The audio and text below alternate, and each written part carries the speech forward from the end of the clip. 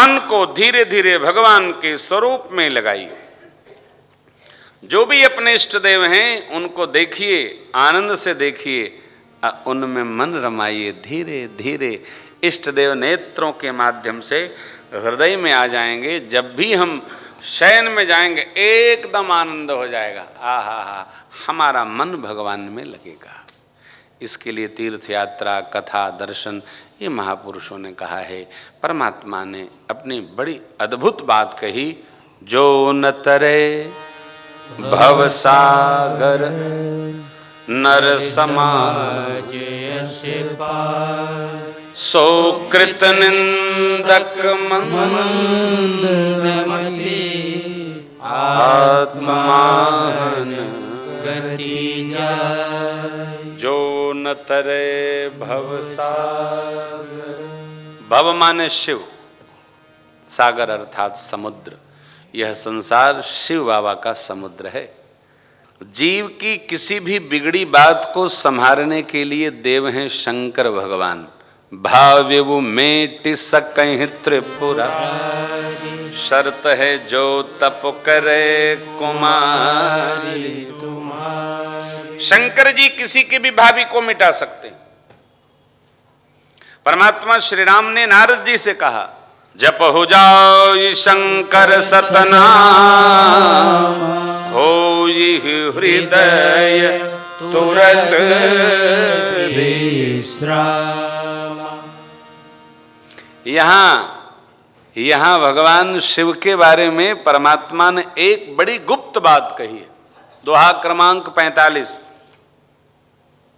उत्तरकांड। देखिए कितनी बढ़िया बात कही। सब बात खोल करके कही प्रभु ने, और ये बात बंद करके कही। कब कही? कोई भी पिता, कोई भी किसी कंपनी का मालिक, मुखिया समझाते समझाते जब थक जाता है तो अंत में सारे वर्कर्स को हाथ जोड़ के कहता है, अब आ तो तुम रहो या तो मैं रहूं या तो मुझे विदा कर दो। भगवान ने अंतिम बात कही, और अब ये गुप्त मत सब ही कहूं करे जो, शंकर भजन बिना भगति न पावई मोह। एक गुप्त बात है, अर्थात सबकी सेवा तो करिए ही करिए, शिव जी की सेवा अनिवार्य करिए। शिव जी की सेवा में काकभूषुंडी जी महाराज के गुरु जी ने काकभूषुंडी जी से कहा था, शिव सेवा कर फल सुत सोई, अबिरल भगति राम पद। जीवन में कोई भी कष्ट हो, कोई भी दुख हो, कोई क्लेश हो, आप 1 साल लगातार शिव जी की सेवा करो, सारे कष्ट समाप्त हो जाएंगे। शिव जैसा कोई दातार नहीं भया।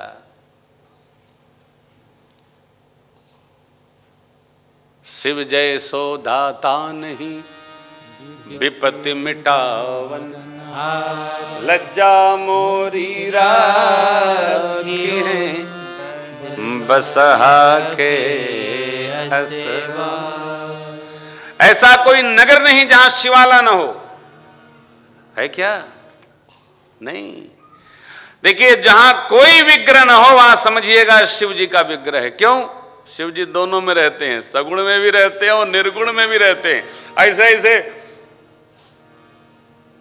एक बार एक आदमी नदी स्नान करके निकल रहा था, तो उसके किसी मित्र ने कहा, यार बताओ, इतनी श्रद्धा है, लोग 3:30 बजे से ही गंगा जी में स्नान स्नान स्नान। अरे बोला, अभी ये श्रद्धा नहीं है, अभी आपने श्रद्धा देखी नहीं। मैं अभी शिव जी की झूठी पिंडी बना दूंगा, लोग इसमें जल चढ़ाने लगेंगे। खट से बालू का पिंडी बनाया, फूल पत्ती ला करके चढ़ा दिया, जल डाल दिया, जो आवे नहा के वही नमः शिवाय, ओम नमः शिवाय, ओम नमः शिवाय। कौन से शिव? बोले रेतेश्वर महादेव की। ऐसा साहब कोई खर्च नहीं साहब, अद्भुत बाबा हमारे। ओ चाहे जहां बिठा दो बाबा। और ये भी नहीं कि आप तप करो तो वो पूछें कि बोलो क्या चाहिए और क्यों चाहिए। क्या चाहिए? घर ले, चाहे जो देते ये हैं। विनय पत्रिका है क्या?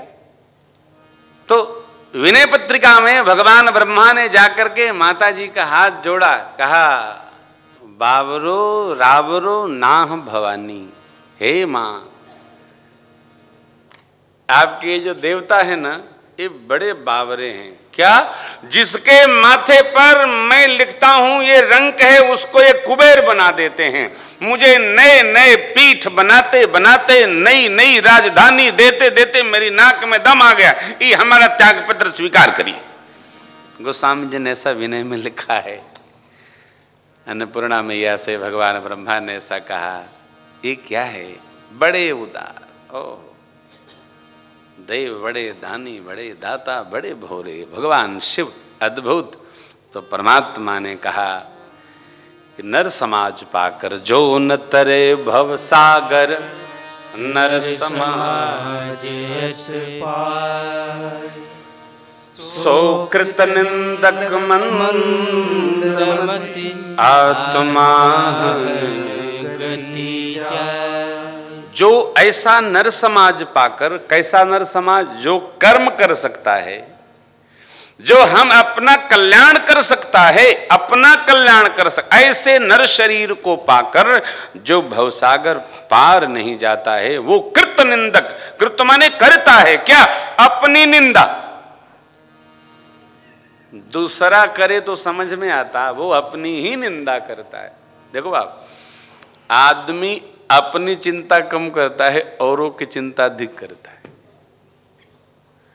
अधिकतम समय आदमी का अपने में नहीं लगता, दूसरे में लगता है। वो क्या कर रहे हैं, कोई अर्थ है? कोई अर्थ नहीं। हम क्या कर रहे हैं, हमारा समय इसमें लगना चाहिए। कितनी उम्र, जरा उम्र का वर्गीकरण करिए।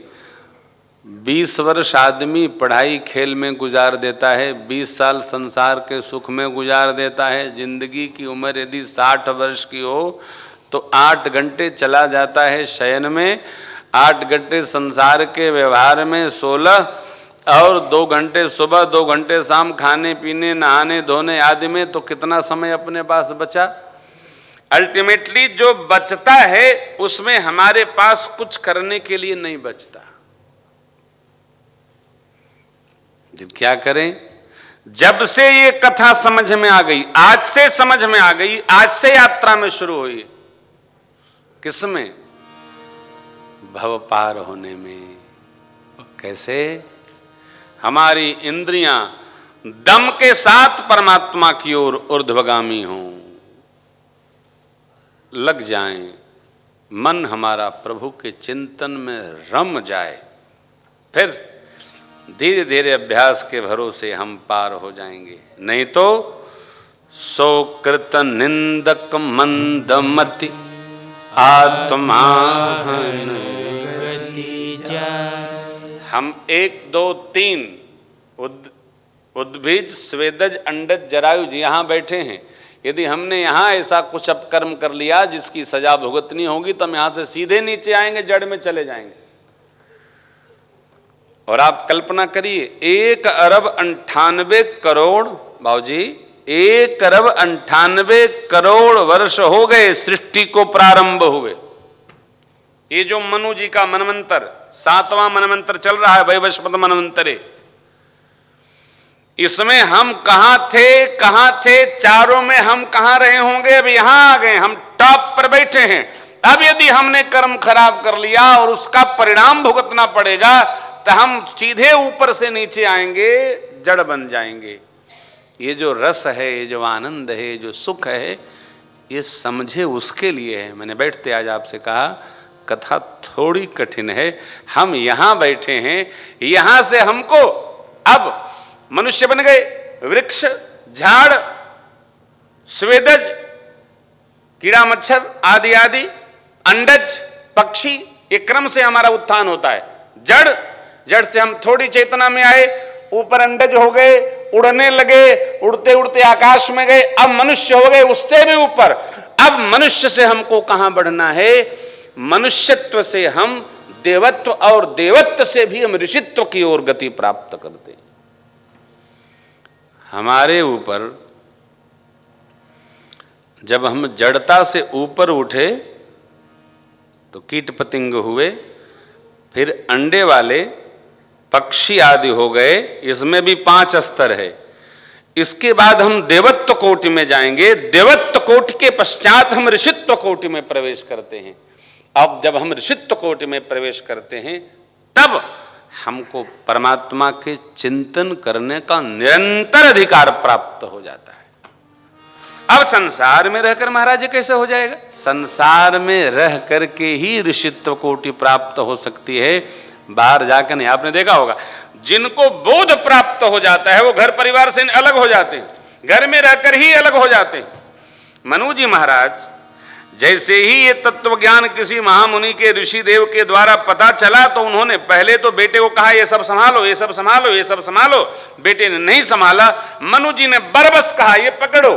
बरबस राज सुतहि तब दीना, नारी समेत कवन बन कीना। तीरथ बर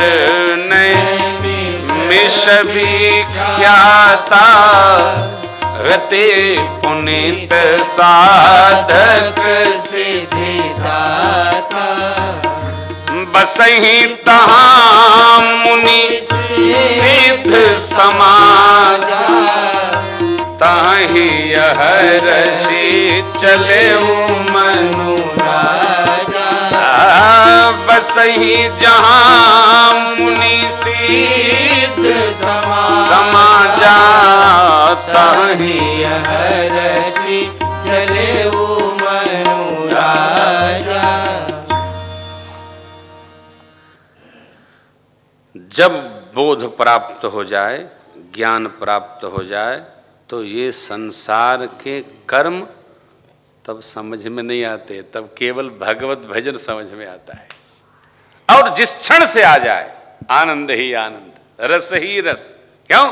परमात्मा रसमय है, रसो वैसह, वो प्रभु रसमय है। उनके भजन में जो आनंद है संसार के मालपुआ में नहीं है।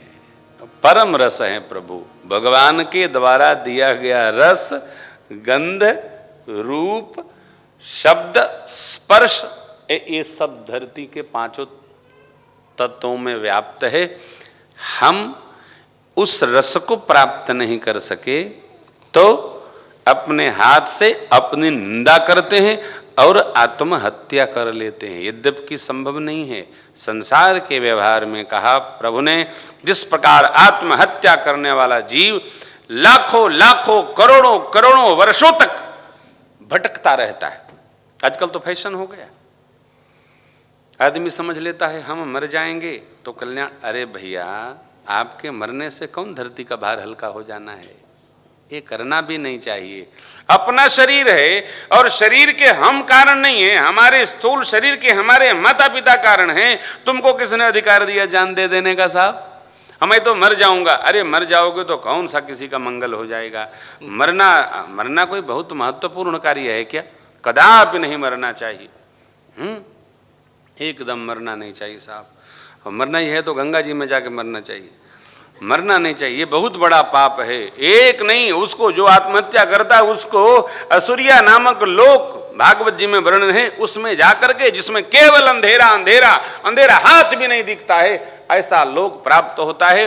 कई कल्पों तक जीव तड़पता रहता है, फिर उसको प्रेत योनि प्राप्त होती है, उसमें 1000 जन्मों तक उसमें सड़ता रहता है। ऐसा कभी अपराध नहीं करना चाहिए। जो उसको सजा मिले, नर शरीर पाकर जो अपना मंगल नहीं कर सका, उद्धार नहीं कर सका, ऐसे जीव को ये गति प्राप्त होती है।